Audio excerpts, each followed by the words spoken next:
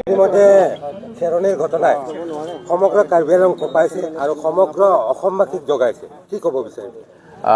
অতি দুৰ্ভাগ্যজনক। ২-৩জন ব্যক্তিৰ প্ৰাণহানি হৈছে। এজন শাৰীৰিকভাৱে অসুস্থ ব্যক্তিয়ে নিজৰ বাসগৃহতে যিটো ঘটনা হ'ল, ঘটনাৰ পৰৱৰ্তী সময়ত তেওঁ ওলাই আহিব নোৱাৰাৰ কাৰণে তেওঁৰ শৰীৰ তাতে নিশেষ হৈ গ'ল আৰু আৰক্ষীৰ হস্তক্ষেপত এজনৰ মৃত্যু হ'ল। আৰু অসম আৰক্ষীৰ এটা তথ্য পাইছিলোঁ, তাত ১৭০জনমান আৰক্ষীৰ ইনজিঅ'ৰ হৈছে বুলি কৈছে। আমি সততে দেখি থাকোঁ পশ্চিমবংগত যিকোনো সময়তে ভাৰত চৰকাৰৰ ফালৰ পৰা, বিজেপি চৰকাৰৰ ফালৰ পৰা কিবা এটা হ'লেই ৰাষ্ট্ৰপতি শাসন লগাব বিচাৰে। তাত তৃণমূল কংগ্ৰেছৰ মমতা বেনাৰ্জীৰ শাসন আছে। তেওঁলোকে সুশাসন দিবলৈ নিজে ক্ষমতাত আহিব বিচাৰে আৰু ক্ষমতাত আহিবলৈ তেওঁলোকে কিবা এটা সৰু ঘটনা এটা হ'লে কয় ৰাষ্ট্ৰপতি শাসন লাগে। কিন্তু ইয়াত কিমান ডাঙৰ এটা গুৰুত্বপূৰ্ণ ঘটনা হ'ল, এই ঘটনাটো কিছু সংবাদ মাধ্যমত ভালকৈ ওলাইছে, বহুততে ওলোৱা নাই আৰু কিজানি এইটো দবাবলৈ চেষ্টা কৰিছে, যিহেতু তুলিৰাম ৰংহাঙৰ যি কাউন্সিল আৰু হিমন্ত বিশ্ব শৰ্মা ডাঙৰীয়াৰ নেতৃত্বত যি ৰাজ্য চৰকাৰ, ইয়াৰ বিফলতা সম্পূৰ্ণৰূপে উদঙাই দিয়ে। এই যিখিনি ঘটনা হ'ল, এই ঘটনাবিলাকৰ কাৰণ কি নিশ্চিতভাৱে কোনোবা কমিটিয়ে ক'ব।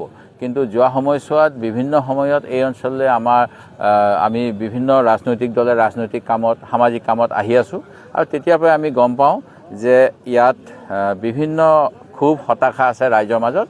অসম চৰকাৰে অসম বুলি ক'লেও পাহাৰ ভৈয়ামক জাতি জনগোষ্ঠীক বিভাজন যেনেকৈ কৰিব বিচাৰে, সেই কাৰণতেই বহুখিনি চৰকাৰী আঁচনি মানুহে টিভিত দেখা পায়। টিভি কাৰ্বি আংলঙৰ কাৰণে বেলেগ টিভি নাহে, বড়ো ডিমা হাছাওৰ কাৰণে নাহে, বিটিআৰৰ কাৰণে নাহে।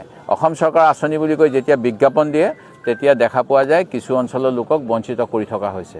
আমি ইয়াত আজি অসম জাতীয় পৰিষদৰ জগদীশ ভূঞা ডাঙৰীয়া, প্ৰাক্তন মন্ত্ৰী, আমাৰ CPMৰ বিধায়ক মনোৰঞ্জন তালুকদাৰ ডাঙৰীয়া, মই দেৱব্ৰত শইকীয়া আৰু মোৰ লগত মোৰ সতীৰ্থত 10জন কংগ্ৰেছ বিধায়ক, আমাৰ ৰাইজৰ দলৰ অখিল গগৈ ডাঙৰীয়া, আমাৰ অল পাৰ্টি হিল লিডাৰ্ছৰ জে.আই. কাঠাৰ ডাঙৰীয়া আৰু CPI, CPM এনেকৈ যিবিলাকে বিজেপিৰ বিৰুদ্ধে সততে যুদ্ধ কৰি আছোঁ, সেই দলৰ প্ৰতিনিধি দল এটা সৰ্বদলীয় CPIMLৰ বিবেক দাস, CPIৰ কনক গগৈ, আমি সকলোৱে আজি আহিছোঁ আৰু ইয়াতে যিখিনি দেখা পাইছোঁ, ক'বলৈ গ'লে সম্পূৰ্ণ বিফল প্ৰশাসন আৰু তেওঁলোকৰ ৰাজনৈতিক মুনাফা ভোট ল'বলৈ ৰাইজৰ যিখিনি ইচ্ছা পূৰণ নকৰাকৈ এটা মানে ভোট বেংক সৃষ্টি কৰিবলৈ যিটো চেষ্টা, কোনোবা এটা ইলেকশ্যনৰ সময়ত অজনজাতিসকলক, কোনোবা এটা ইলেকশ্যনৰ সময়ত জনজাতিসকলক তেওঁলোকৰ ভোট বেংক হিচাপে সৃষ্টি কৰিব বিচাৰি উন্নয়নৰ নামত প্ৰবঞ্চনা কৰি থকাৰ ফলশ্ৰুতিত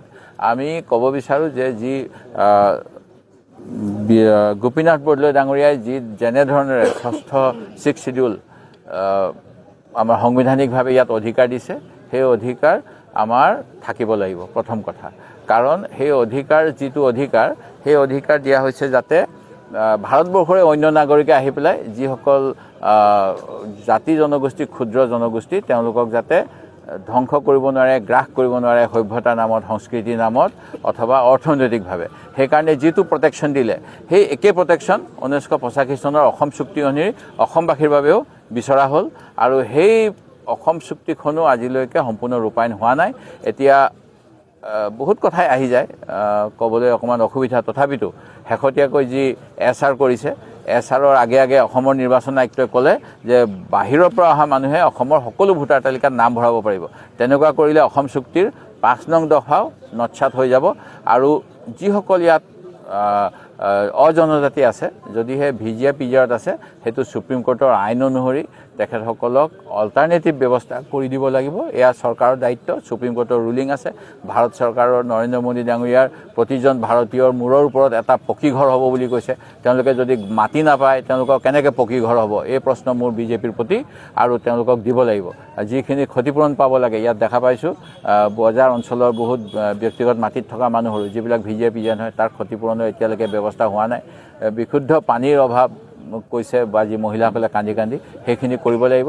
আমি অহাকালিলৈ ৰাজ্যপাল মহোদয়ক সাক্ষাৎ কৰি আজিৰ পৰিস্থিতি অধ্যয়ন কৰাৰ পিছত আমি আমাৰ বিভিন্ন দাবীসমূহ উত্থাপন কৰিম আৰু যিখিনি ঘটনা হ'ল হিংসাত্মক ঘটনা এয়া কেতিয়াও গ্ৰহণযোগ্য নহয় কিন্তু এই ঘটনাটো হ'বলৈ পালে যিসকল অনশন কৰি আছিল তেওঁলোকক ৰাতি অপহৰণ কৰাৰ যি ব্যৱস্থা কৰিলে আৰক্ষী প্ৰশাসনৰ হতুৱাই তুলিৰাম ৰহাং বা বিজেপিৰ প্ৰশাসনে এই তাৰ ফলশ্ৰুতিত এনেকুৱা উত্তেজনা হ'ল আৰু তাৰ পৰৱৰ্তী সময়ত যিবিলাক বিক্ষিপ্ত ঘটনা হ'ল এনেকুৱা ঘটনা কেতিয়াও কাম্য নহয় গণতন্ত্ৰত ভোটৰ অধিকাৰ আছে ভোটৰ যোগেৰে আমি যিকোনো পক্ষ ল'ব পাৰোঁ তেনে সময়ত সজাগ হ'ব লাগে জনতা আৰু যিটো বৰ্তমানে ভুল নীতি বিজেপিৰ ভুল নীতিৰ বাবে এইবিলাক হৈছে বুলি মই পুনৰবাৰ দোহাৰিছোঁ আৰু আমি কাৰ্বি বা ষষ্ঠ অনুসূচীৰ যিটো 6 শিডিউল এৰিয়াত ৰাইজৰ লগত আছোঁ ইয়াত থকা যিসকল খিলঞ্জীয়া আজি এখন ফাৰ্মাচী নে কিবা কম্পিউটাৰ দোকানৰ কথা আনিলোঁ বৰা কোনোবা বকলিয়াল তেখেতসকলেও ক্ষতিগ্ৰস্ত হ'ল তেখেতসকলেও নিশ্চিতভাৱে নিৰাপত্তা পাব লাগিব আৰু যিসকলে ভিজিআই পিজত আছে তেওঁলোকক নিশ্চিতভাৱে চৰকাৰে আইন অনুসৰি ব্যৱস্থা লৈ পুনৰ সংস্থাপন কৰিব লাগিব যিহেতু এই